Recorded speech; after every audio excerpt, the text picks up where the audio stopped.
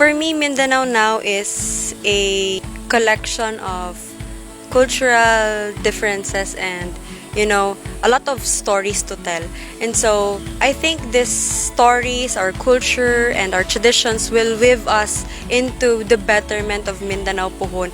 And I think my envision is a safe haven for a Mindanao. As a Mindanaoan citizen, kailangan nating bumoto din ng maayos. Kailangan nating malaman kung anong nangyayari. Hindi yung reklamo tayo ng reklamo pero hindi natin alam yung proseso sa gobyerno.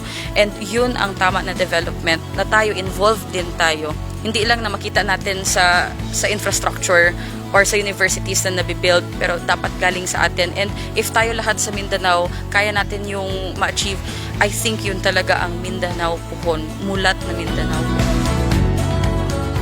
I can say and hinuon ang atong mga collective effort kay dili man gyud siya in vain, and I hope Mindanao Puhon would be a better in a sense every children is empowered, no child is left behind.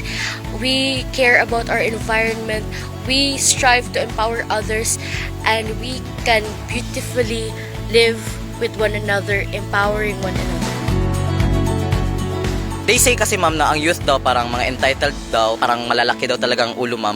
But I think po kasi ma'am na yung mga youth, may dahilan po kasi talaga bakit sila ganun.